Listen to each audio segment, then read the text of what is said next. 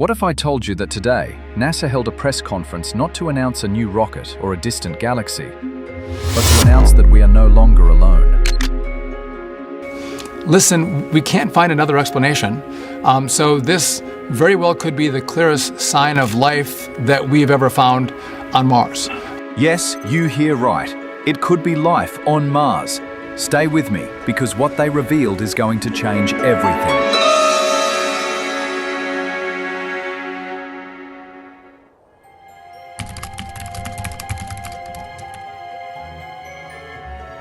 Today, NASA held a press conference to announce something they've been working on for over a year. And it centers around this strange leopard-spotted rock found by the Perseverance rover on Mars. For 30 years, NASA has been searching for signs of life on Mars. And for 30 years, every time they've found something promising, the scientific community has found another explanation for it. A way it could have been created by geology, not biology. But this time is different. After a full year of intense scientific review, NASA has announced that the features on this rock could be the clearest sign of ancient life ever found on Mars. In the next few minutes, we're going to break down exactly what they found, why these spots are so special, and why top scientists, after trying their hardest to prove it wasn't life, can't find another explanation. In the next few minutes, we're going to break down exactly what they found, why these spots are so special, and why top scientists, after trying their hardest to prove it wasn't life, can't find another explanation. This is the story of how a single rock could get us one step closer to answering the biggest question of all. Are we alone?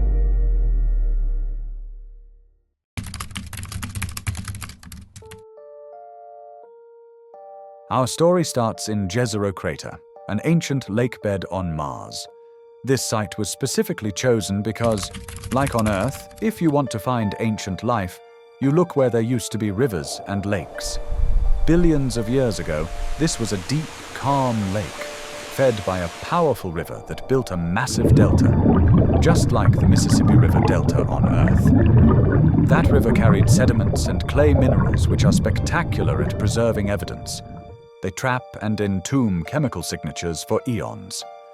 The Perseverance rover was specifically tasked to explore this former river valley, and during its exploration, it came across a specific outcrop called Bright Angel. It was here, at a target named Chiava Falls, that it made its incredible discovery, and it looked like nothing they had ever seen. The rock was a rusty red mudstone, but it was covered in these incredible features. The team immediately called them poppy seeds. The small dark spots and leopard spots.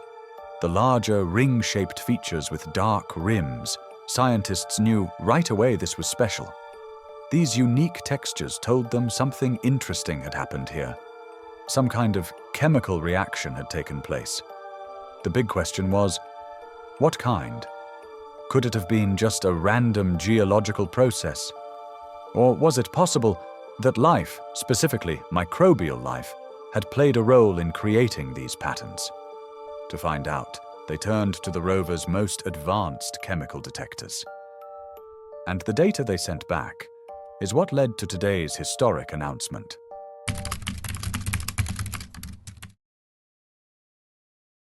First, they used an instrument called Sherlock. Think of it as a microscopic scanner that hunts for the building blocks of life.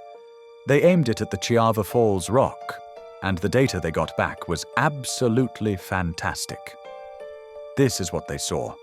You don't need to understand the whole graph, just this part right here, the G-band. To a NASA scientist, the G-band is a smoking gun indicator for the presence of organic matter in that mudstone. So they had confirmed it. This was a mudstone that was deposited in the presence of organic material. For more explanation, we have Joel Hurowitz on the phone. What you can see here is a set of spectra that are called Raman spectra. And there's a lot of information on these graphs, but the key thing to take note of is the fact that what we see in these spectra is something called a G-band, and that's pointed out on the image.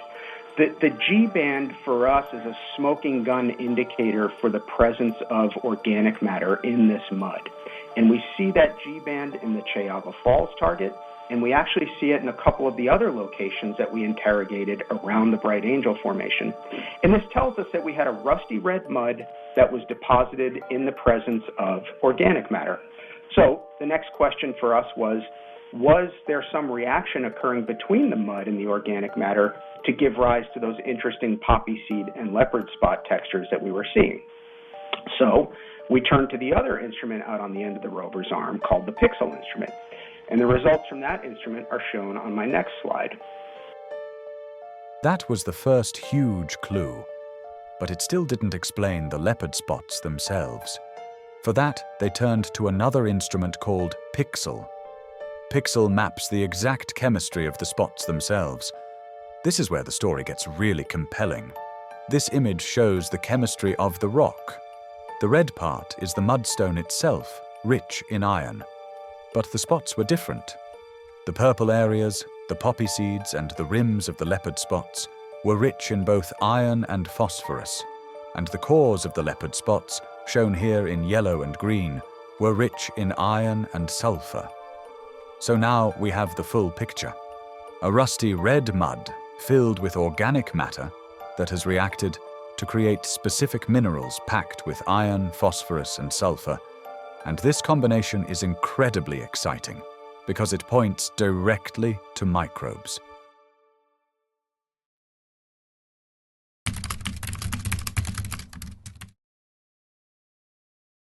So how could ancient life have made these spots? Well, when we see features exactly like this in old rocks on Earth, they are often the byproduct of microbial metabolisms. Think of it this way. Ancient Martian microbes could have been living in the mud, eating the organic matter. As they ate, they would excrete waste products. That waste would react with the iron, phosphorus, and sulfur in the water and mud around them, creating these tiny, concentrated mineral spots. As Dr. Nikki Fox from NASA put it, it's like seeing the leftovers from a meal that's been excreted by a microbe. We're not seeing the life itself, but a fossilized signature it left behind. However, and this is the crucial point, NASA is being very careful. They state that while this perfectly fits a biological explanation, they cannot completely rule out non-biological ways to make these features. It's just that right now, they don't have one. No known geological process perfectly explains this combination of textures and chemistry. They've looked, they've tried, and they came up empty. Which is why this announcement is so significant.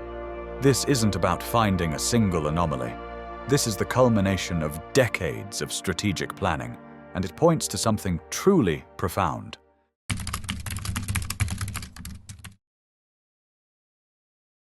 So this is a potential biosignature.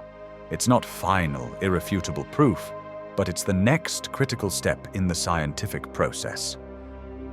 The publication of this peer-reviewed paper means that scientists all over the world can now study the data and weigh in. But the ultimate proof won't come from Mars. Perseverance has already drilled a sample from this exact rock and stored it. The final answer will come when we bring that sample home to Earth, where it can be studied in labs with far more powerful instruments. This discovery is part of a bigger, ongoing strategy. NASA is hunting for life on multiple fronts. With Europa Clipper, we'll investigate the ocean under the ice of Jupiter's moon. With Dragonfly, a nuclear-powered drone, we'll explore the prebiotic chemistry on Saturn's moon, Titan. And everything we learn on Mars informs the Artemis program. The plan is to establish a long-term human presence on the moon to learn how to eventually send American boots to Mars.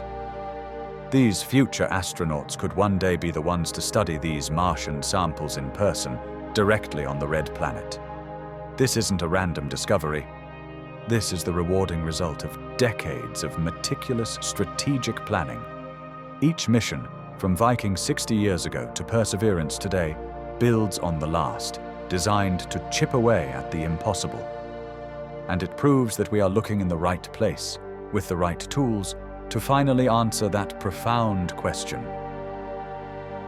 Are we alone? The data is in. The paper is published. The debate is raging. But for the first time, the question is no longer, could there be life on Mars? But have we already found it? What do you think? Are these leopard spots the real deal? Or is it another geological trick from the red planet? Let me know your theory in the comments below. Thanks for watching.